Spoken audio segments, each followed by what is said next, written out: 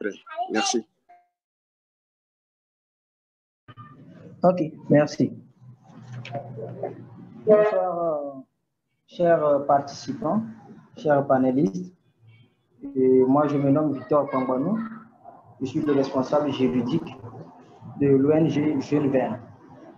Et ce soir, on s'est réunis autour de cette table sur cette plateforme pour partager une idéologie. Et nous savons tous que le coronavirus, dans les premiers cas qui ont été signalés pour la première fois en Chine le 13 décembre 2019, est devenu une maladie très virulente, ce qui a fait d'elle une pandémie à l'échelle mondiale et qu'aucun pays n'a été épargné. Ainsi, dans le but de protéger leurs citoyens, les gouvernements ont été amenés à prendre des mesures et des mesures barrières ont été mises en place. On voit notamment la restriction des voyages, la mise en place des couvre-feux et aussi des aides ont été octroyées aux populations.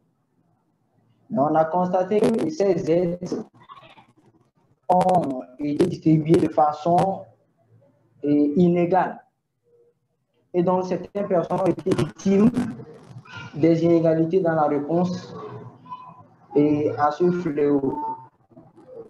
Et donc, ce soir, nous sommes là pour discuter autour de cette thématique qui constitue les inégalités et dans la réponse au Covid-19. Et nous avons comme participants à ce webinaire Monsieur Félix Adenika, c'est le coordonnateur national du Conseil de concertation pour l'approvisionnement en eau et assainissement Bénin.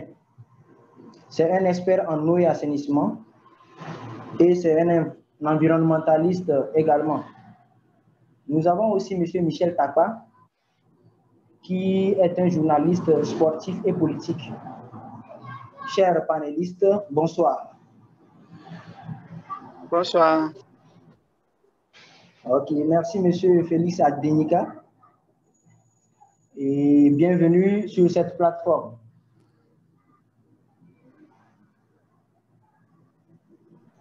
Merci.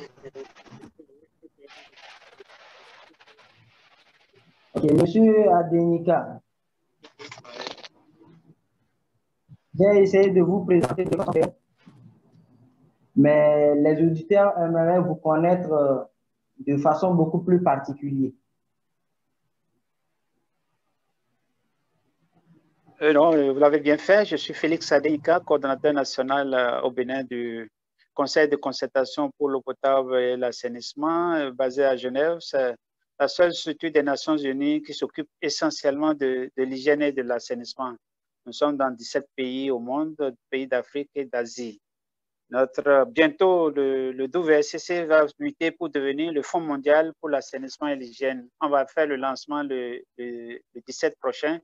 Je vais vous envoyer le lien. Tout le monde entier devrait suivre le lancement et les pays sont éligibles. Je crois que le Togo est déjà éligible et ça va être un appel concurrentiel pour qu'on puisse mettre fin à la défécation à l'air libre. Nous allons en parler dans le sujet.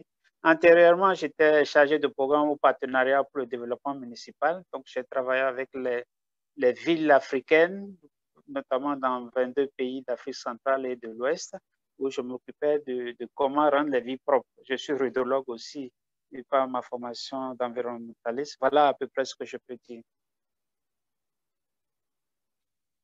Ok, merci, Monsieur Félix.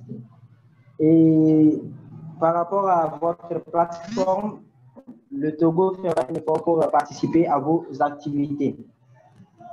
Et Monsieur Félix, la pandémie à coronavirus touche plusieurs pays dont le vôtre. Comment vous vivez cette situation chez vous au Bénin?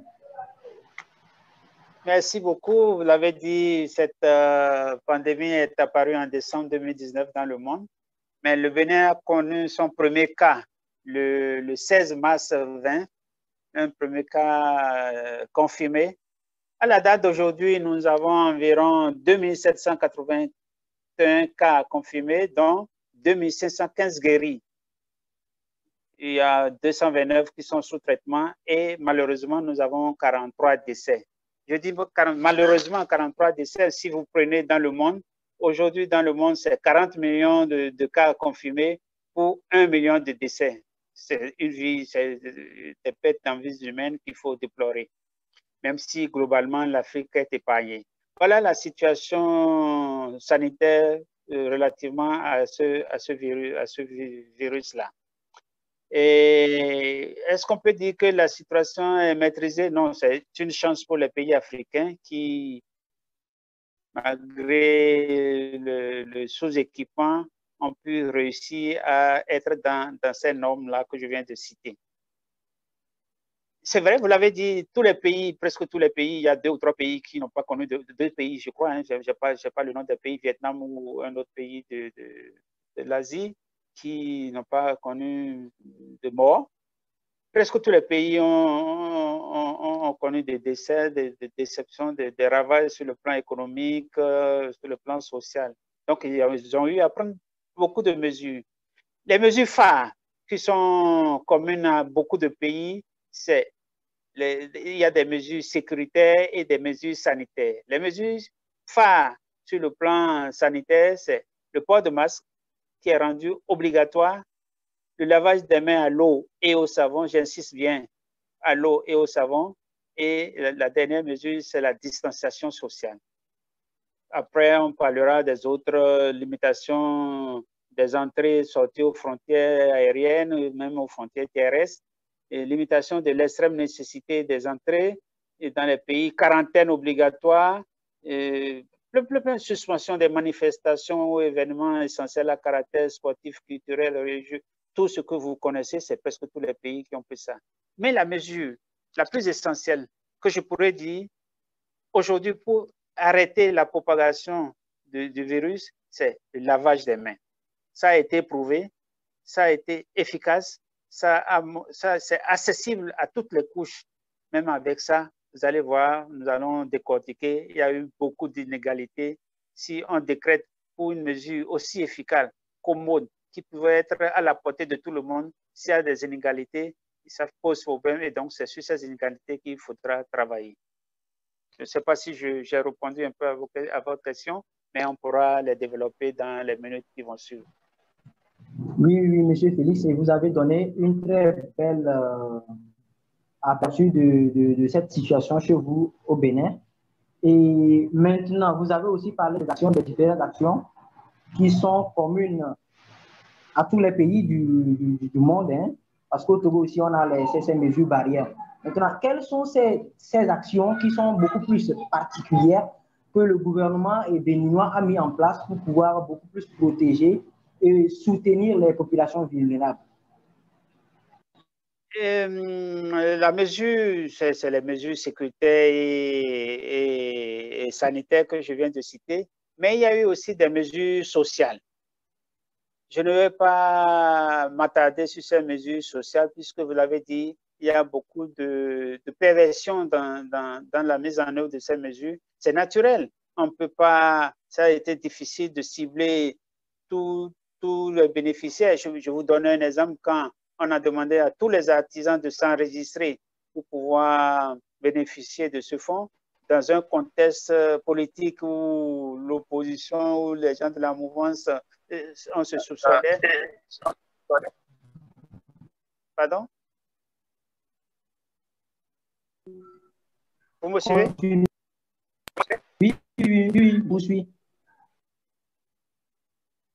Beaucoup ne se sont pas enregistrés et donc n'ont pas, et quand il s'agit de payer, n'ont pas bénéficié. Mais ça, je pense que c'est des mesures sociales qu'on ne vous donne ou qu'on ne vous donne pas, et vous pouvez vous protéger. Vous savez, contre la COVID, la protection est individuelle et collective. Nous allons nous attaquer à ce qui est collectif. Il y a 3 dimensions d'inégalité dans la riposte dans tous les pays. Hein. Et j'ai dit, pour moi, le plus important, c'est le lavage des mains à l'eau et savon. Si vous savez quelle quantité de germes nous transportons, nous sommes exposés tous les jours et que le lavage des mains à l'eau et savon peut nous épargner de ces maladies-là. Par rapport à ce que nous disons, l'eau dans les pays africains, surtout les pays ouest africains au sud du Sahara, dans le meilleur des cas, vous avez 75% de décès, 75% des personnes qui ont accès à ces ressources-là, à cette ressource qu'on dit vitale. L'eau, c'est la vie, l'assainissement, c'est la dignité. Et qu'est-ce qu'on fait des 25 autres qui doivent parcourir des kilomètres, perdre un temps fou pour pouvoir avoir accès à ce liquide important? Donc, il y a 3 dimensions d'inégalité: la disponibilité de la ressource, l'accessibilité de la ressource et la qualité du service qu'on offre. On pourrait encore parler de la manifestation de cette inégalité. La manifestation, c'est le milieu urbain contre le milieu rural. Vous avez vu, la plupart des investissements sont concentrés dans les milieux urbains où on pense que où vivent la plupart des gens. Mais quand vous prenez les statistiques au niveau national, vous me remarquerez que plus de 50% de la population vit en milieu rural. Malheureusement, c'est dans les milieux urbains qu'on concentre les équipements et la qualité des équipements. Il y a aussi cette inégalité qu'on faudra opposer au milieu urbain et périurbain. Vous avez vu que dans les villes aujourd'hui se développent des périphéries urbaines où le problème de surpopulation se pose.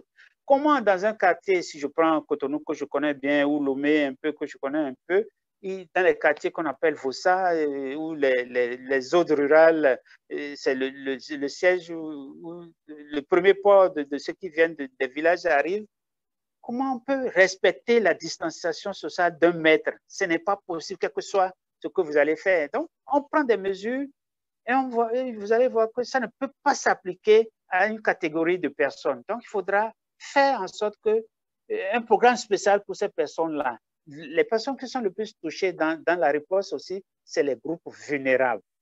C'est les femmes, c'est les enfants, c'est les personnes qui présentent un handicap. Ces personnes-là, si on ne fait pas un programme pour les assister, ce sont les premières personnes qui seront victimes de cette pandémie. C'est commun à tous les pays, hein, ce n'est pas seulement au Bénin. Pour étayer, je ne peux que donner des exemples du Bénin que je connais parfaitement. Et donc, dans la suite, il faudra qu'on se dise. Je vais vous donner un autre exemple. Le gouvernement du Bénin a décidé, par exemple, de donner l'eau, de rétablir l'abonnement aux écoles que la Société nationale avait résilié pendant la pandémie. Mais vous savez très bien, on a rétabli environ 1000 et quelques écoles, abonnements d'écoles. Mais ça ne concerne que les écoles qui ont un réseau. Qu'est-ce qu'on fait des milliers d'autres écoles qui n'ont même pas encore accès au réseau? Pardon? Oui, continuez, M. Félix, continuez. Donc, voilà des mesures que le gouvernement, des mesures honorables que le gouvernement prend au profit des enfants, au profit des centres de santé, mais qui ne pourront pas être généralisées vu que le système n'est pas la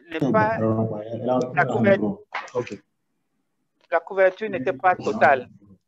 Voilà quelques exemples d'inégalités que je donne. Il y en a plein d'autres qu'on pourrait décortiquer. Et après, il faut qu'on puisse proposer des solutions aux gouvernants pour rétablir un peu ces inégalités. Parce que les questions d'inégalité, c'est de 2 choses. Inégalité, ce n'est pas équité. Il faudra qu'on parle d'inégalité, qu'on puisse aller vers l'équité. Et même après, pourquoi ne pas faire disparaître tous les obstacles qui ne permettent pas un accès équitable ou égalitaire à ces mesures que le gouvernement a éditées dans presque tous les pays. Voilà. Merci, M. Félix.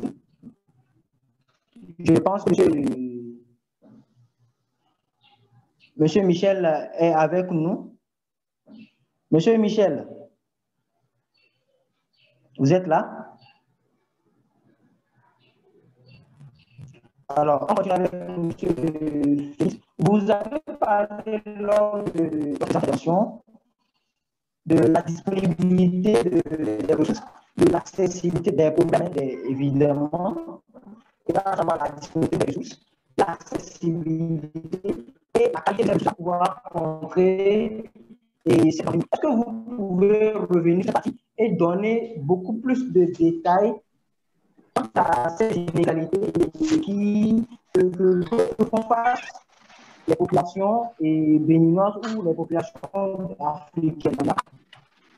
Votre connexion est faible, on vous entend très mal. Donc, je disais tantôt que vous avez parlé lors de votre intervention de ces inégalités lors de la disponibilité des ressources et de l'accessibilité de ces ressources-là. Vous pouvez aussi parler de la qualité de ces ressources. Est-ce que vous pouvez revenir sur cet aspect? Oui, quand je parle de la qualité, vous savez, en milieu urbain, par exemple, vous avez l'eau dans la concession. Vous avez l'eau dans la concession, vous avez le service à proximité. Maintenant, dans les milieux ruraux, il faut parcourir, on a dit, il faut que l'eau soit, le service de l'eau, pour être dans les principes ou dans les normes du droit à l'eau et à l'assainissement, que ça ne vous prenne pas plus de 30 minutes. Aller vers le point d'eau, puiser et revenir. Il ne faut pas que ça dépasse 30 minutes. Vous voyez déjà qu'il y a une égalité dans l'accès à ce service. Quand vous pouvez faire que 2 minutes pour ouvrir un robinet et prendre l'eau, et que l'autre doit faire 30 minutes pour qu'on puisse dire que vous tous, vous avez l'eau, il y a une inégalité qui s'exprime. Mais c'est le minimum qu'on puisse exiger aujourd'hui dans les pays d'Afrique au sud du Sahara, où l'eau est une denrée rare, où le service n'est pas égal. Mais c'est quand même une inégalité d'accès, de fourniture de ce service-là. Et quand je vais plus loin, vous allez voir que la qualité de l'eau n'est pas la même pour l'urbain. Non, il y a des inégalités dans la fourniture, dans la qualité de service que les opérateurs fournissent.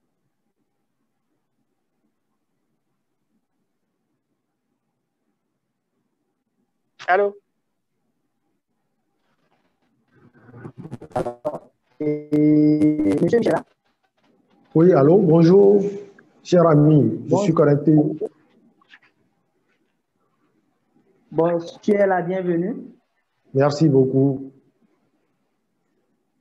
Ok, et merci d'avoir pris le train en marche. Hein. Oui, sinon je vous saisissais depuis. Monsieur Félix. Ok. Et maintenant, Monsieur Michel.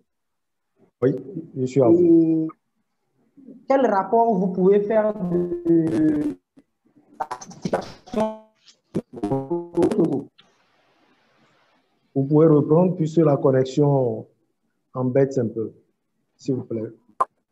Je disais, quelle est la situation de la pandémie au Togo? Au Togo, il faut un peu remonter dans l'histoire. C'est vrai que le 6 mars, les autorités togolaises ont annoncé le premier cas de Covid-19. Et c'est une femme togolaise de 42 ans qui a voyagé entre l'Allemagne, la France, la Turquie et le Bénin avant de retourner au Togo. Et je me souviens que j'avais assisté à la conférence de presse de l'ancien Premier ministre et Selom Klassou à la primature. À cette date, il a été signalé qu'elle est traitée de manière isolée et que son état était on ne peut plus stable. Déjà le 20 mars, donc 2 semaines plus tard, 9 autres cas ont été confirmés dans notre pays. Ce jour-là, le premier cas s'est rétabli, comme l'indique le ministère de la Santé. 7 autres cas aussi ont été confirmés le 21 mars. Déjà, quand vous voyez le début et la suite, vous voyez que même si ça ne va pas trop en chrétien d'eau, il faut dire qu'il y a augmentation des cas de coronavirus dans notre pays. Et donc, pour aller un peu plus en profondeur dans les statistiques, en avril 2020, on a déjà 82 cas pour 8 décès. En mai 2020, il y a D'autres cas également, 326 précisément cas. Et puis en juin, on a d'autres cas, 201 cas. Aujourd'hui, il faut dire que ça va un peu plus vite. On a 60 morts, 2600 cas et plus de 1600 guéris. Il faut dire que les autorités, surtout sanitaires, font un travail qu'on peut louer véritablement. Mais je pense que la phobie, cette peur envahit le Togo profond.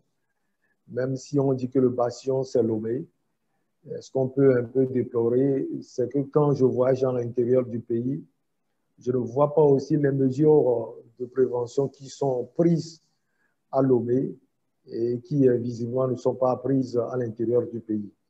Mais comme je l'ai déjà dit, le gouvernement togolais fait un travail de titan et il faut quand même le féliciter.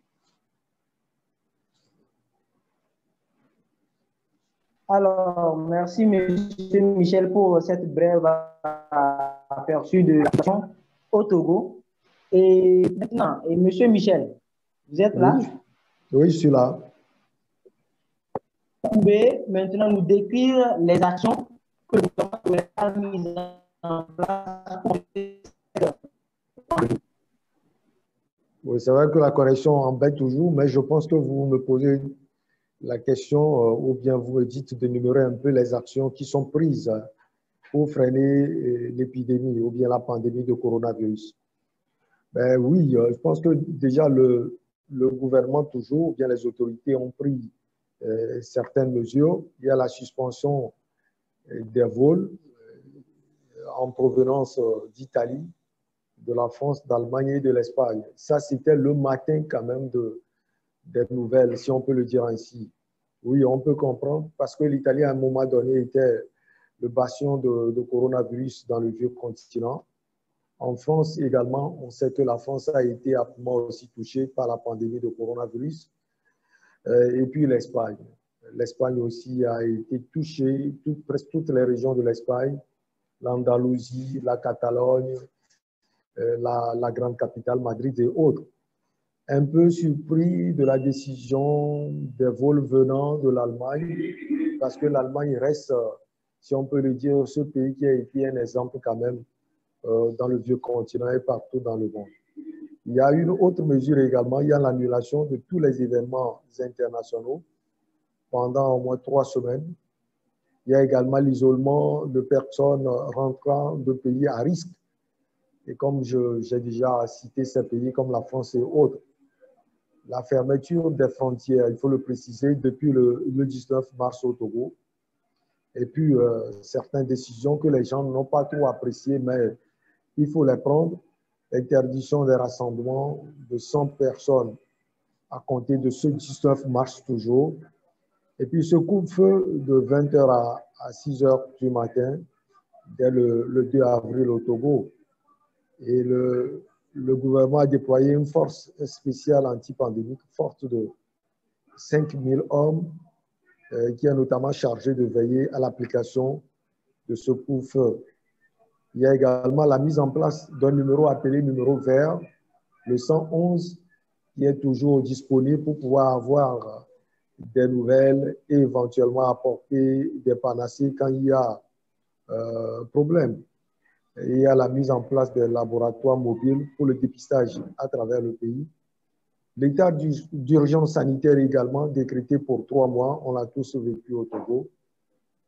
Et je pense que quand on vit ce genre de difficultés, on met en place aussi un projet. J'espère qu'on va parler de cela, projet Novici, pour pouvoir venir au secours de la couche un peu la plus défavorisée du Togo, même s'il faut encore le souligner, ce ne sont pas tout le monde, tout ce monde qui a eu à bénéficier de l'aide de Novici. Et justement, monsieur Michel, par rapport à ces subventions de Novici, est-ce que vous pouvez nous donner des détails par rapport à ces fonds? Oui, bon, il faut dire que je ne suis pas dans le secret des dieux, comme tout citoyen lambda. Bon, c'est vrai que je suis journaliste, mais j'ai eu écho de Novici, si on peut le dire entre griffes. Moi, je donne toujours l'exemple d'une dame qui est dans notre quartier et qui est venue me voir un soir quand je suis revenu à la maison et qui me dit écoute, mon fils, on parle de novici, novici. Au prime abord, je n'ai pas un téléphone, mais on me dit que ce sont les cartes de lecteurs qui peuvent quand même nous permettre de pouvoir prendre novici là. Ah, elle m'a donné sa carte. Heureusement que j'ai 4 numéros. J'ai dû sacrifier un numéro pour elle. Elle a pris novici 2 fois, je pense. Je pense que la 3e fois, elle n'a pas eu cette chance. Oui, novici, c'est quand même pour aider, comme je l'ai dit, la couche la plus défavorisée. Maintenant, la question est de savoir si c'est tout ce qu'on a mis à la disposition de cette couche défavorisée qui a été distribué. Puisque, voilà, j'ai écouté quand même des gens et qui nous ont dit qu'eux, ils ont pris une seule tranche, alors que d'autres ont pris 3, d'autres encore 2. Ça veut dire qu'il y a un souci à ce niveau. Et moi, je n'ai pas, quand je vois les efforts des uns et des autres, et surtout des autorités, je l'ai dit tout à l'heure, elles ont fait un travail de fourmi, il faut les apprécier.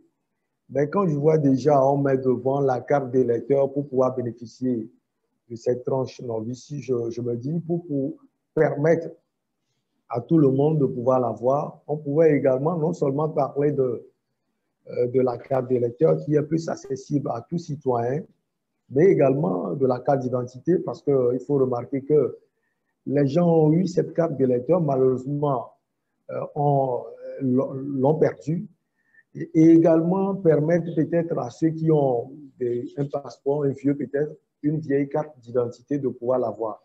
On peut aller encore plus loin pour pouvoir bénéficier, pour que nos visites puissent bénéficier à tout le monde, exiger peut-être la pièce justifiant que vous êtes un Togolais, le certificat de naissance ou bien de nationalité. Donc, je pense que oui, le gouvernement a fait un bon boulot, mais il reste encore à faire. Et donc, cette tranche novice si je donne l'exemple encore de cette vieille dame, l'a beaucoup aidé. Et je pense que chaque moment, quand elle me voit, elle me dit mon fils, merci. Merci beaucoup pour tout ce que vous avez fait. Et moi, je leur dis le merci doit aller à l'endroit des autorités du Togo. Ok, et merci, Monsieur Michel.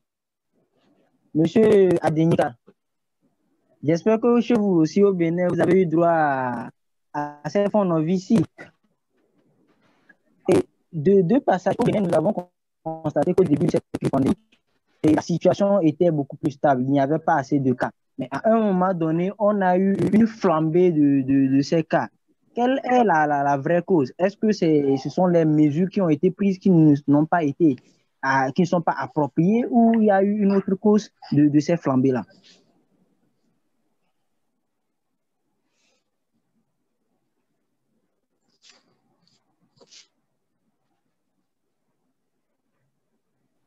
Monsieur Félix, vous êtes là?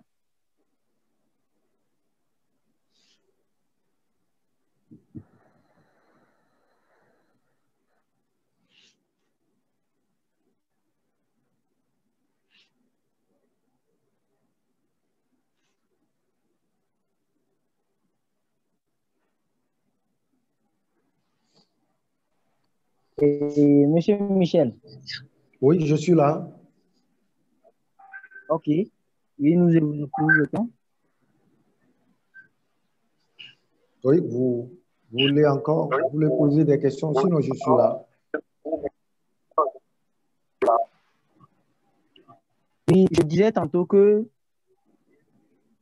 et je parlais à monsieur Félix pour savoir comment est-ce qu'ils ont cette recrudescence des cas. Et alors qu'au début, ils n'avaient pas ces cas qui étaient nombreux. Maintenant, au Togo, chez nous, au Togo ici, et mis à part les fonds novices, quels sont les autres fonds ou bien les autres actions qui ont été menées pour pouvoir venir en aide aux populations les plus vulnérables? Ben, écoutez, même si ça n'a pas été trop visible, je pense qu'il y a eu des actions au niveau de la communication. Cette communication a été plus porté au niveau des médias, les télévisions togolaises et puis également les radios togolaises, sans oublier les réseaux sociaux. Et je pense que ce sont nos gouvernants qui ont permis cela. Il faut encore les remercier. Au niveau social et économique, on peut parler également de la gratuité de l'eau et de l'électricité pour les 3 mois de l'état d'urgence sanitaire pour les revenus modestes. Et je vous assure qu'au niveau de l'électricité, moi aussi, j'en ai bénéficié. Parce qu'à l'époque, vous savez, quand vous prenez 100 francs même, vous appuyez pour pouvoir avoir votre cash power, vous l'avez aussi comme du beurre, ce qui ne se faisait pas avant. Même si après, j'ai l'impression que ce qu'on a eu à dépenser pour nous, on le récupère. Parce que quand vous achetez pour 2000 ou 1000 francs aujourd'hui, ça ne dure pas. Allô, vous et m'entendez? donc, moi, intérieurement, je me dis, ce qu'on a fait du bien aux Togolais, on le récupère. C'est mon sentiment personnel. Encore une fois, je pense que c'est ce qui a été fait, cette gratuité de l'eau et de l'électricité. On peut parler également de la réduction des frais de branchement de l'eau et qui passe de 75 000 à 25 000 francs CFA. Donc, 50 000 de réduction, c'est extraordinaire. Et je pense que c'est également apprécié. On n'oublie pas également la mise en place d'un fonds national de solidarité économique de 400 milliards de 400 milliards de francs CFA. Maintenant, on doit se poser la question si ces fonds de solidarité, est-ce que ça a servi véritablement? Bon, les transferts monétaires, je l'ai déjà dit, ça c'est novice et autres. Et puis, le réajustement des horaires de travail des fonctionnaires, ils passent de 9 heures à 16 heures. Bon, il faut dire que peut-être que ça n'agit pas forcément dans le vécu quotidien des gens, mais je pense que ce sont des mesures qui ont véritablement apporté aux Togolais dans ces moments difficultueux. Mais je le dis encore, personnellement, j'ai l'impression que le travail s'était limité à Lomé. Même s'il y a eu coup-feu à l'intérieur du pays, je vois souvent à l'intérieur du pays, et quand je vais dans ces pays, je vois même des gens qui ne prennent pas des mesures de distanciation. Il n'y a pas de port de cache-nez autres. Quand vous rentrez dans des endroits, je ne vais pas donner des villes précises et autres, on ne respecte pas cela. J'ai trouvé ça un peu aberrant dans la mesure où les autorités, le gouvernement doivent travailler pour tous les Togolais et doit justement aller au téléphone du pays pour apporter non seulement cette communication dont j'ai déjà parlé, mais aussi veiller à ce que ces règles soient appliquées. Je ne dis pas que c'est dans toutes les villes du Togo que cela n'a pas été fait, mais il faut également remarquer qu'il y a eu des carences et il faut les préciser.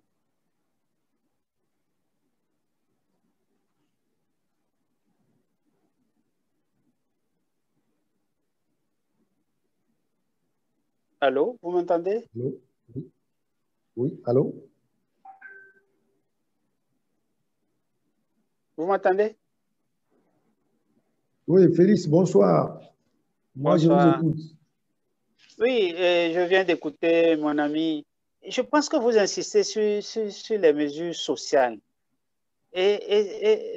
Bon, peut-être que je n'ai pas compris. Je pense qu'il faut qu'on insiste sur les mesures de prévention, sur les mesures, sur les ripostes, sur la riposte nationale, l'inégalité dans la riposte nationale. On va donner peut-être 20 000, 50 000, 200 000, on va dépenser. Mais comment faire pour que les cas n'augmentent pas? Vous savez que la chance que l'Afrique a eue, c'était...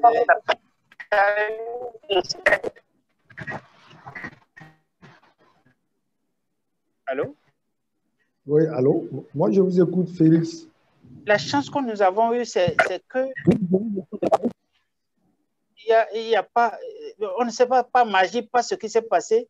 Ce qui se passe en Europe n'est pas chez nous, comme l'avait prévu l'OMS ou consorts. Donc, ce n'est pas les mesures là. Moi, je vous assure, ce n'est pas là qu'il faut chercher les inégalités.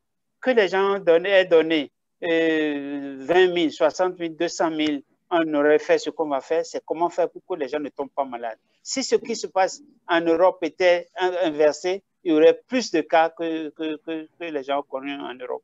Maintenant, c'est les inégalités face à la riposte. Maintenant qu'on a demandé qu'il faut se laver à l'eau, est-ce qu'on a fait en sorte pour que toutes les maisons puissent avoir le dispositif de lavage des mains? Ça, c'est les vraies questions. Puisqu'on sait que le vaccin le plus efficace, le plus commode, le plus accessible aujourd'hui, c'est le lavage des mains à l'eau et au savon. C'est le seul vaccin qu'on a trouvé pour le moment, je vous assure. Si on n'a pas accès à ça, c'est vraiment là qu'on peut parler d'inégalité notoire et responsabilité aussi bien les autorités que les populations.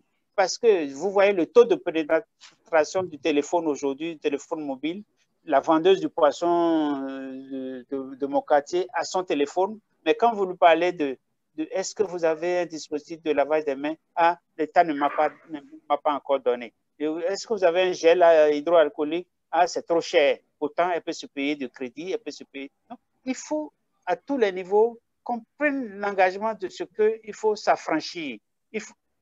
La pandémie est réelle. Il y a des actions de protection collective, il y a aussi des actions individuelles. C'est par là que je trouve les inégalités. Mais par rapport à ce que l'État donne, ils vont donner une seule fois. Si vous allez voir les comptes, ils vont partager 2 milliards. Vous voyez les comptes, c'est peut-être 3 fois plus. Et ça, c'est volatile, ça va passer. Ça n'empêche pas la propagation du virus. Voilà ce que j'ai à dire à ce point. Ok, merci Monsieur Félix, restez là, on va continuer avec vous. Et eu égard à ce que vous venez de dire, comment est-ce que vous pensez que le gouvernement ou encore la population, parce que nous sommes tous ces acteurs-là, on peut tous ensemble remédier à ces inégalités-là? Comment vous pensez que tout le monde peut contribuer, que ce soit le gouvernement, que ce soit la population, pour pouvoir pallier à ces inégalités? Je veux bien parler de tous les acteurs. Oui, vous m'avez posé une question tout à l'heure pour dire il y a eu une flambée de cas parce que les gens, à partir d'un certain moment, pensaient que c'était un fake news, votre pandémie-là, ils n'ont pas vu. Effectivement, il y a un blocus pour montrer. On n'a pas vu les gens mourir comme ça, sauf la dernière fois quand on a commencé par dire c'est faux, il n'y a pas de coronavirus, quand on a commencé par montrer des cas. Même quand les gens meurent, on ne leur donne pas leur corps, on ne fait pas ceci. Il y a eu incrédulité. Les gens ont commencé par croire que ce n'est pas vrai. Ce que nous devons faire à tous les niveaux, c'est de montrer que effectivement la pandémie existe. Et donc, chacun doit prendre des mesures à sa portée. Je sais, quand dans les bidonvilles où les gens vivent à 6 à 7 dans une chambre de 2 mètres carrés, la distanciation sociale est difficile. Vous ne pouvez pas dire à l'autre d'aller dormir à l'autre coin de la chambre, entrer coucher, mais il faut, le seul remède, c'est ce que dit, l'État doit tout faire pour donner l'eau à tout le monde. Et ce n'est pas seulement contre la pandémie, c'est contre les autres maladies. Vous savez qu'en Afrique, au Bénin comme au Togo, une famille les enfants de moins de 5 ans font 5 épisodes de diarrhée par an. 5 épisodes. Et chaque épisode, c'est toute la famille qui est mobilisée pour au moins une semaine. La maman ne peut plus aller au marché. Donc, individuellement, on doit faire en sorte qu'on doit utiliser le lavage des mains là, à temps et à contre-temps. Je vous le dis, il faut qu'on puisse passer le message. Ça va nous éviter beaucoup de choses. Maintenant, l'État ne peut pas donner ça individuellement, mais l'État peut faire en sorte que les lieux publics, les centres de santé, les écoles, les gares routières, qu'on puisse doter tous ces centres-là de ces équipements-là. Il n'y a pas que les équipements modernes. Il y a des équipements de fabrication artisanale qu'on appelle Tipitap. Je crois que c'est le même nom qu'on appelle au Togo. UNICEF fait la promotion dans ce pays-là. Il faut qu'on existe ça dans les localités rurales. Il faut qu'on chaque école, chaque classe devrait avoir son dispositif de lavage les mains. Chaque marché, aller dans les marchés pour voir aujourd'hui comment les gens circulent comme si ça n'existe pas. Et vous savez qu'il y a des cas asymptomatiques. Donc, parmi les populations, la dernière fois, je vous ai dit, nous sommes autour de 30 000 dépistages et pour le dépistage rapide et pour l'autre autour de 20 000. Dès qu'on a commencé par faire ce dépistage systématique, on a découvert beaucoup de cas. Ça veut dire que le mal est dans la population. Mais quand on a une résistance naturelle, ça ne se fait pas sentir. Il faut qu'on puisse réduire ces inégalités-là pour enfin savoir que dans la riposte contre la COVID-19, il y a des choses à faire individuellement et des choses collectivement à la charge des responsables municipaux et nationaux. Et merci, M. Félix Adenika. Là, de votre intervention, tout de suite, on peut retenir la sensibilisation et la conscientisation de cette population-là. Et M. Michel, est-ce que vous avez quelque chose à ajouter par rapport à ce que M. Félix Adenika vient de dire? Je pense que ce que M. Félix a dit est on ne peut plus capital. Et vous l'avez résumé, la conscientisation. Et si on peut le dire, la mobilisation, la communication autour de ce qui est là aujourd'hui comme crise sanitaire. Personne ne peut dire aujourd'hui que c'est du fake ce qui se passe parce que la réalité est là. Elle est dans nos murs. Donc, comme Félix l'a dit, les gouvernants doivent tout faire. Lui, il a parlé de l'eau. Oui, c'est vrai, il doit avoir l'eau, mais il doit avoir également ce qui doit accompagner l'eau. Parce qu'il faut laver quand même les mains avec de l'eau et puis, comment l'appelle-t-on, du savon et autres. Donc, le gouvernement ou bien les gouvernants doivent veiller véritablement à cela. Et puis, j'insiste sur quelque chose, c'est pas si c'est parce que je suis journaliste, la communication doit être portée à tous les niveaux. Moi, je le dis encore et je le répète, à l'intérieur du pays, vous avez l'impression que les gens ne savent pas véritablement que quelque chose se passe. À l'intérieur du pays, quand vous voyagez dans les bourgades les plus éloignées, même dans les villes du Togo, vous voyez les gens qui font comme si rien ne se passe et que chez nous, tout se limite à Lomé. Les grands marchés de l'intérieur du pays, les gens y pilulent, ils s'occupent de leurs activités comme avant. Et donc, je pense que le gouvernement doit veiller véritablement à cela. Et quand tout à l'heure, je parlais de plus de 5000 forces déployées par le gouvernement pour veiller à l'application de ces mesures, je pense que ces forces doivent aller au tréfonds du pays et veiller à cela. C'est très important. Aujourd'hui, on doit avoir une prise de conscience à tous les niveaux. Ce n'est plus une question de ceux-là qui portent la communication, les journalistes et autres.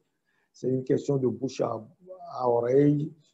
Vous-même qui êtes là-bas, quand vous voyez quelqu'un, vous avez l'obligation de lui dire qu'est-ce qui se passe actuellement et on ne peut plus important et donc l'information doit être portée à tous les niveaux.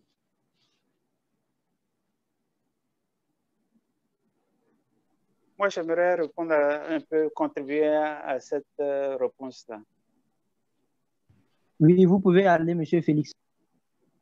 Oui, ce qui a fait, il faut qu'il y ait beaucoup d'engagement, l'engagement communautaire, puisqu'il s'agit des populations.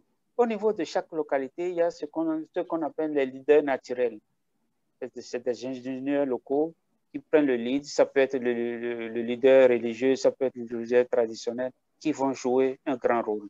Il y a vous qui êtes jeunes, qui avez les associations comme la Jeune Vert, vous avez, et les jeunes bénévoles, vous avez un rôle stratégique à jouer pour qu'on puisse réduire les inégalités et l'implication des jeunes locaux, comme je l'ai dit. Il faut qu'on puisse organiser rapidement des activités dans les cours. Il ne faut pas qu'on cherche forcément. Nous sommes des ONG, nous sommes des structures. Qu'on puisse dire, on n'a pas de financement, on ne peut rien faire. Il faut quand même. Nous avons aujourd'hui les réseaux sociaux. Vous allez me dire que ce n'est pas encore développé comme dans d'autres pays, mais le peu que nous avons, on peut les utiliser efficacement pour sensibiliser. Le mal existe. Nous avons des canaux de communication. Nous avons des hommes, donc il faut qu'on puisse mettre tout ça là en branle pour faire toucher les populations et les autorités sur les inégalités là et qu'on puisse les réduire au fur et à mesure. Voilà le complément que je veux faire à ce que a dit mon ami de tout à l'heure. Allô, allô Félix? Ok, merci monsieur. Allô, Victor plutôt. Oui, oui. Oui, je pense que... Monsieur et Michel, oui, je vous écoute. J'ai une question pour vous, monsieur Michel. Oui, Oui, et en tant que journaliste sportif et politique, quand nous prenons votre domaine, le domaine du sport par exemple, les marchés sont ouverts dans certains secteurs. Le sport est considéré comme un facteur qui booste la santé humaine. Et ce domaine-là est beaucoup plus ignoré, par exemple, quand on prend le cas du jour. Comment est-ce que vous pouvez expliquer ça? Est-ce que ce n'est pas une sorte d'inégalité dont on parle? Ben, je pense qu'il faut faire attention et être surtout prudent. Oui, les décisions que les gouvernements ont eu à prendre à un certain niveau, on peut les saluer. C'est vrai que le sport, oui, vous l'avez dit, c'est un facteur de beaucoup de choses, mais le sport, le terrain de sport peut être aussi le champ par excellence de transmission de la pandémie de coronavirus. Et je pense que c'est d'ailleurs pour éviter ces attroupements, parce que quand vous prenez un match de football, par exemple, il y a des supporters, il y a des gens qui adorent le football au Togo et qui vont sortir indubitablement pour pouvoir suivre ou bien vivre le match. Et donc, comme je l'ai déjà dit, c'est un champ éventuel de contamination. Maintenant, on a l'impression qu'on voit ce qui se passe autour. Quand on prenait un pays comme la France, même si c'est un pays plus avancé, quand on prend l'Allemagne également, l'Italie qui a été âprement touchée, l'Espagne également, ces pays qui ont repris copain, j'allais dire, les activités sportives, même certains pays au niveau africain. On a vu le Burundi sous le défunt Pierre Nkurunziza qui a continué à un moment donné ses activités sportives au moment où on défendait presque à tous les pays de ne pas jouer. Le Burundi a continué. Maintenant, on se pose la question de savoir si nos gouvernants, certains gouvernements ne sont pas un peu durs.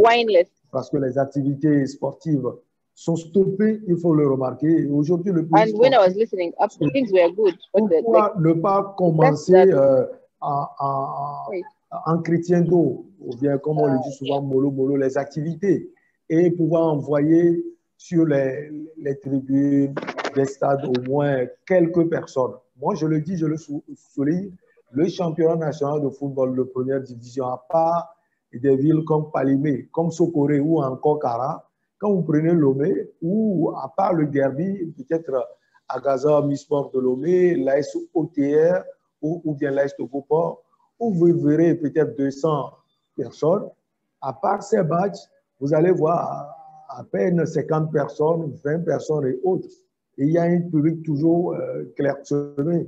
Et donc, on se dit, si on arrive à prendre, à mettre en place ces mesures, oui, on peut jouer, mais empêcher le public en masse de pouvoir venir assister à ces matchs de football, tout en s'occupant, comme des démocraties les plus avancées ou bien des pays les plus avancés, ont pu prendre certaines précautions en France et ailleurs. Et ça, c'est seulement le football. Il y a d'autres activités sportives qui sont stoppées. Ok. Et merci, monsieur Félix. Il y a, et monsieur et Michel, autant pour moi, il y a une question d'un participant et qui est destinée à vous deux tout d'ailleurs. On va commencer par monsieur Félix Adenika. Et la personne aimerait savoir quelles sont les actions menées par les gouvernements et comme marque, qui sont considérées comme une marque d'injustice auprès de la population. Je l'ai dit. Vous pouvez demander aux autres de fermer leur micro.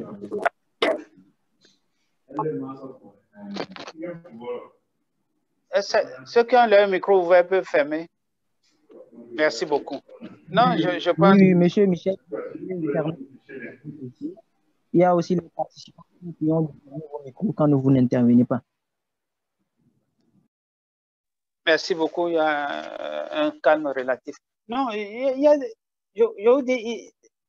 c'est normal, tout ce que fait un gouvernement où le jeu de la démocratie s'exprime. Il y a des gens qui sont pour, il y a des gens qui sont contre.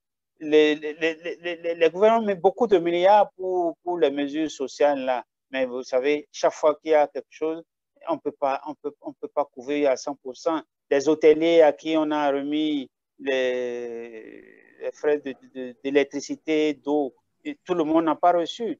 Parce que quand le gouvernement a fait des confinements, ils ont réquisitionné certains hôtels à qui ils ont payé. Ces hôtels-là n'ont plus bénéficié de subventions. Il y a des graissements dedans, je vous ai dit tout à l'heure, quand on appelait les gens à venir donner le nom, ils ne sont pas allés. C'est à la dernière minute qu'ils ont commencé par courir, on a dit qu'on ne les prend pas. Ça a créé que les gens ont dit non, ils savent à qui ils donnent, et ainsi de suite. Mais ça, c'est les mesures sociales, et ce n'est pas important. Si vous êtes en bonne santé, vous pouvez recouvrir tout le reste. C'est parce que nous sommes en bonne santé qu'on peut réclamer. C'est ça qui est important. Faire en sorte que les inégalités constatées dans la réponse n'impactent pas plus que la santé des gens, afin que les gens puissent continuer à travailler et à créer de la richesse. Et fondamentalement, je reviens toujours à ce que je dis là. Et le vaccin que nous avons aujourd'hui fait en sorte que tout le monde ait accès à ce vaccin-là et c'est à la portée. Et l'État ne peut pas donner de lave-main partout. Mais je répondais dans le chat tout à l'heure, quelqu'un a demandé est-ce que l'État peut donner l'eau à tout le monde. Le gouvernement du Bénin a fait le pari de faire un accès universel à toute sa population d'ici 2021. 2021, c'est demain. Nous sommes en 2020. Mais moi, je dis, avec cette volonté, cet engagement, si on atteint les 80%, les 90%, c'est déjà ça. Et s'il ne restera que 10% à qui on va trouver des solutions intermédiaires, il faut une volonté et un engagement et qu'on oriente les ressources. Il ne suffit pas de dire que je vais faire, il faut le faire réellement. Aujourd'hui, tout le Bénin est enchanté, les châteaux s'élèvent, les canalisations se font. Nous avons l'entier l'espoir que ça va se réaliser, même si ce n'est pas 100%, quelque chose sera fait pour diminuer la peine des populations. Voilà des belles interventions que les pays peuvent se copier. Je sais que la même dynamique se fait au Togo et dans d'autres pays. Il faut qu'on soit comme les pays du Maghreb où le taux d'accès à l'eau potable est autour de 90-95%. C'est louable, c'est à la portée de nos États. C'est la seule chose que les États peuvent faire pour des mesures sociales, pas seulement pour la réponse Covid, mais pour contenter toute la population. L'eau, c'est la vie. C'est 40% des maladies que des causes de fréquentation que nous réduisons si tout le monde a de l'eau potable. Je vous dis 40%. Et en termes économiques, je ne vous dis pas. Au Bénin, c'est 52 milliards qu'on perd chaque année par manque d'hygiène et d'assainissement. Voilà les chiffres, voilà la réalité. Et c'est sur ça que j'invite les autorités à agir. C'est possible, d'autres pays l'ont fait. D'autres pays sont en voie de le réaliser. Il faut qu'on puisse copier les bons exemples. Les pays puissent faire l'effort. C'est le minimum qu'on peut assurer à sa population. Et je pense qu'on va y arriver. Et merci, M. Félix, pour cette belle intervention. Et M. Michel, est-ce que vous avez quelque chose à dire comme la question est à vous dire? Oui, je pense que M. Félix a touché véritablement le fond du sujet. Il a dit l'essentiel. Si je veux me prononcer, je risquerais d'aller au pléonasme. Mais moi, je me dis que jusqu'alors, les gens ne connaissent pas encore ces mesures qu'il faut prendre. C'est peut-être le lieu pour moi de les rappeler. Il faut se laver les mains régulièrement avec de l'eau et du savon pour les désinfecter avec du gel hydroalcoolique. Il faut tousser, éternuer dans un mouchoir ou dans le pli de son coude. Il faut saluer sans se toucher, sans se serrer la main et éviter les embrassades comme on a l'habitude de le faire. Rester surtout à distance et cette distance doit être au moins d'1 mètre des autres. Et ne pas se toucher ni les yeux, le nez, ou la bouche et porter toujours un masque. Et souvent, on pense généralement que quand on ne porte pas de masque, on fait du mal voilà, à celui-là qui est là pour nous suivre, ou bien les forces de l'ordre et autres. Parce que moi, j'ai vu au niveau des feux tricolores, les gens ne portent pas les masques et quand ils voient les soldats de loin, ils les portent, quoi. Donc, moi, je pense que c'est quelque chose qui est important pour nous aujourd'hui. On ne le fait pas pour ceux-là, on ne le fait pas pour quelqu'un, on le fait pour nous. Et si on arrive à respecter cela, comme Félix l'a dit, pour pouvoir se laver les mains régulièrement et autres, il faut avoir de l'eau. Il veut sans doute dire que le tréfonds de la chose même, c'est de l'eau. Et ajouter le savon et autres, je pense qu'on va éviter cela. Et déjà, il faut quand même dire que l'Afrique est épargnée, à part peut-être l'Afrique du Sud qui a été âprement touchée, l'Algérie et quelques pays. Ce que les gens pensaient qu'il allait véritablement arriver à l'Afrique et aux Africains n'est pas arrivé. Et donc, on peut toujours, parce qu'il y a eu recrudescence de ces cas dans le vieux continent, notamment quand vous suivez les actualités, notamment en France et autres. Et donc, je pense que la deuxième vague est en train d'arriver et donc les Africains doivent tout faire pour pouvoir éviter en mettant en pratique toutes ces mesures barrières. Ok, et merci Monsieur Michel. Et Monsieur Félix, une question. Est-ce que Monsieur Michel a parlé de la deuxième vague dans le vieux continent en Europe? Est-ce que vous pensez que l'ouverture complète des lieux de culte peut être constituée et comment on appelle ça, une brèche pour la seconde vague, disons, en Afrique? Non, je ne pense pas. Si chacun respecte les trois éléments dont j'ai parlé, quel que soit ce qui va se passer, il faut qu'on puisse respecter la distanciation sociale, qu'on puisse porter les masques, qu'on puisse se laver les mains à tout moment. C'est au minimum 8 fois par jour qu'il faut se laver les mains. Minimum 8 fois. Et je vous dis, il faut même en abuser. Les mains à l'eau, savon, j'entends. Hein. Donc, non, vous allez voir. Non, ça ne va pas, ça ne va pas. Vous avez pris des mesures très restrictives au Togo. Nous, on n'est pas allé à ces extrêmes. Et vous avez vu, on n'a pas plus de cas que le Togo. Donc, il faut savoir le juste milieu à prendre pour ne pas tomber dans les extrémités. C'est vrai que c'est difficile. Devant cette situation, on ne s'est pas préparé. Les États ne se sont pas préparés à cela. Chacun allait de sa manière. Mais aujourd'hui, avec le recul, on sait qu'avec un minimum de précautions, on peut s'en sortir. L'Afrique ne va pas connaître une autre vague si on respecte ces mesures minimales. Ok, merci Monsieur Félix et merci Monsieur Michel. Encore une autre question pour vous deux. Et dans tout ce que nous sommes en train de dire, quelle est la réaction des organisations de la société civile au Bénin et au Togo ici, Monsieur Michel? Et quelle est la réaction que vous avez pu remarquer? Comment est-ce que la société civile togolaise appuie la population, surtout les populations les plus vulnérables dans cette crise pandémique? Je pense que pour pouvoir au prime abord parler des réactions ou bien de la réaction de la société civile, il faut véritablement se poser la question de savoir s'il y a société civile dans un pays. Bon, au Togo, on en parle, mais je me pose encore la question de savoir s'il y a une existence réelle pour cette société civile. Tout compte fait, je pense que à un moment donné, tout le monde s'est aligné derrière les mesures sorties, si on peut le dire, par le gouvernement togolais.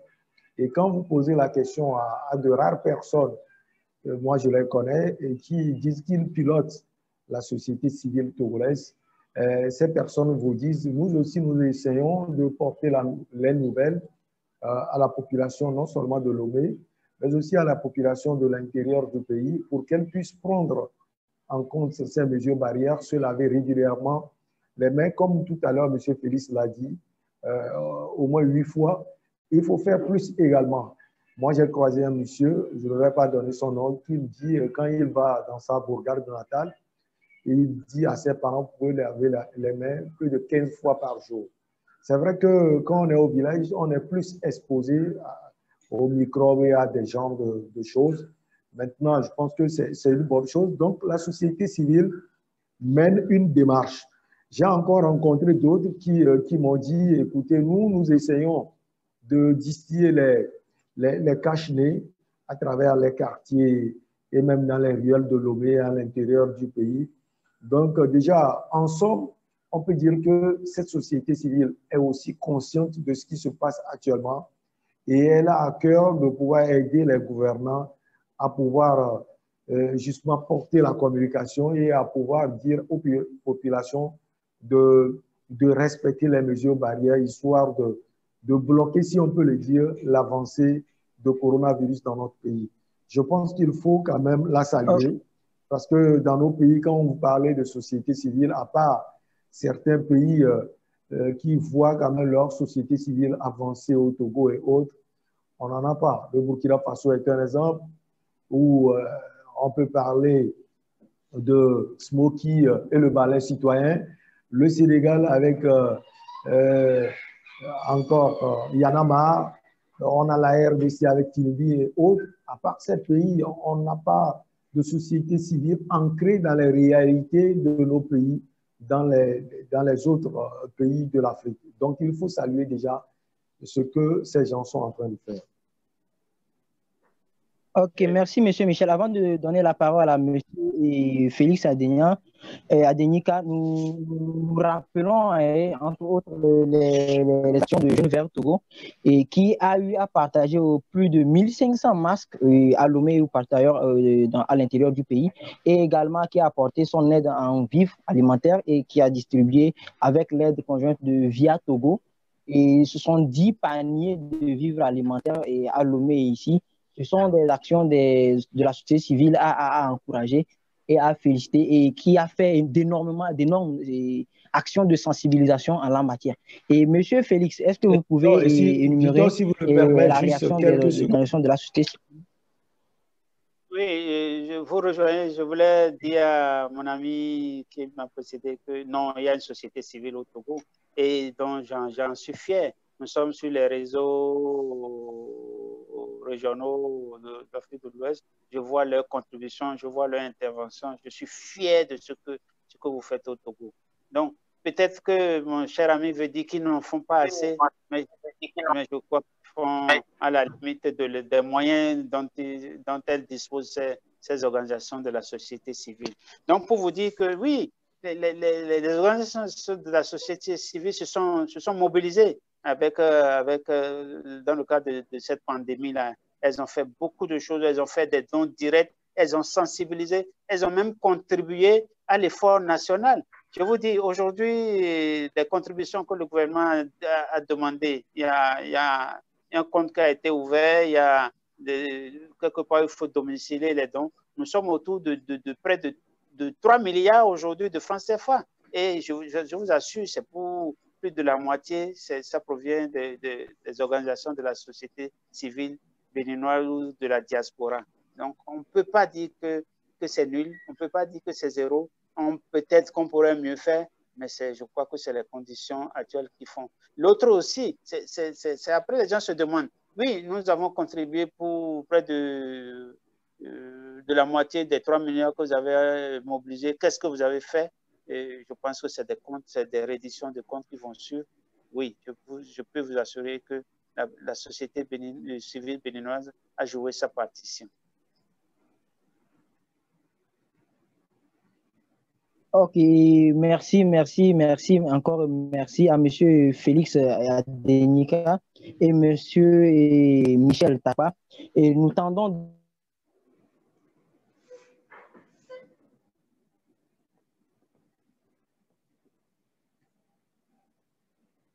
Là, on ne vous entend plus.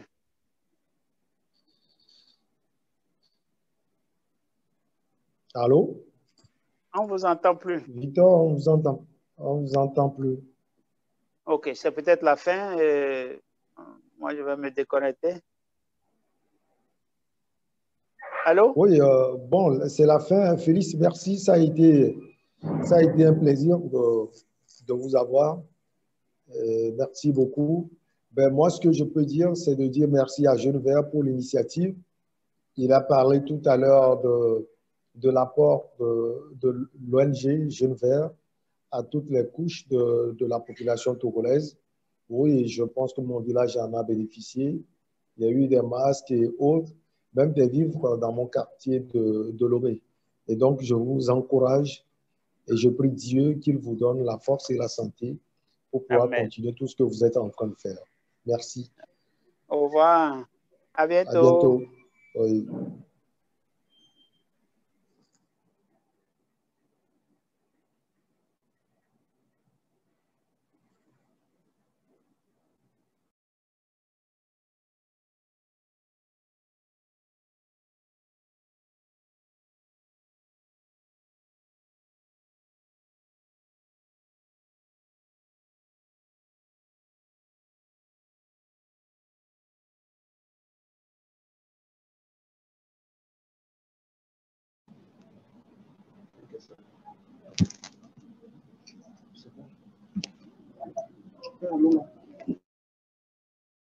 Allô?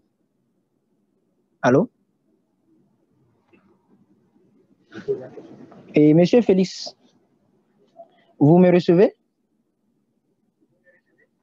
J'ai eu un souci de connexion. Je disais, quelles sont vos recommandations à l'endroit de tout ce que ce soit le gouvernement, que la société civile ou la population? Parce que... Il est parti.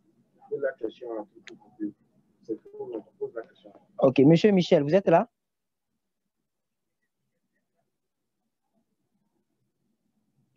Vous m'écoutez, Michel?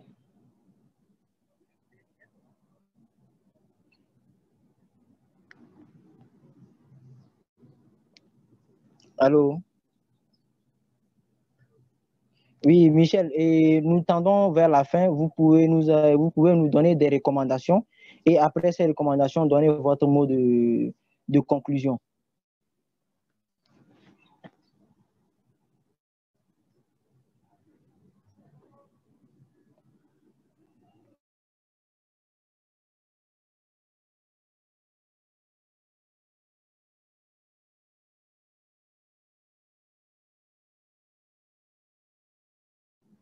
Allô, Monsieur Michel Takpa. Vous nous écoutez?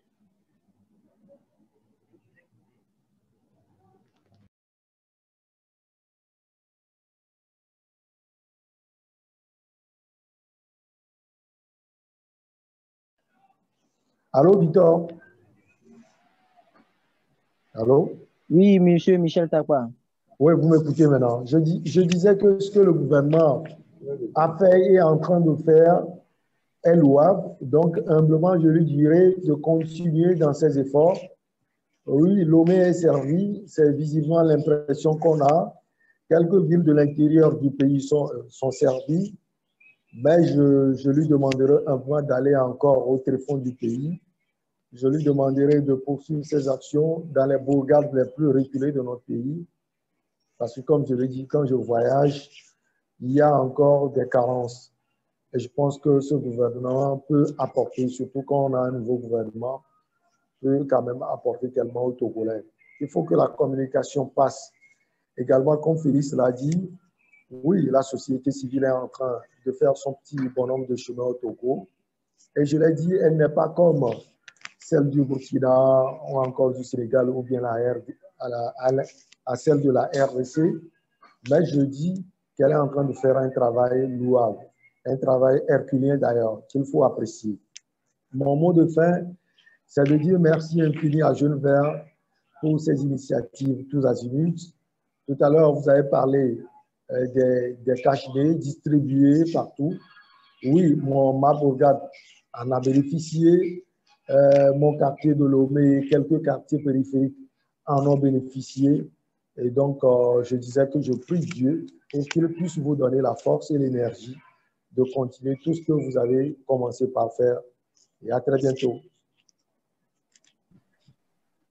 Ok, merci Monsieur Michel, merci à tous les participants, merci Monsieur Félix Adenika depuis le Bénin, merci également à Monsieur Esopedesi, merci à Monsieur Julien, Monsieur Retino, et merci à tout le monde, à Françoise depuis la France pour avoir participé, et nous vous disons à la prochaine séance du webinaire qui sera le mois prochain. Merci et soyez branchés. Merci, À bientôt. Merci également à COVID Watch pour toutes ces initiatives. À bientôt.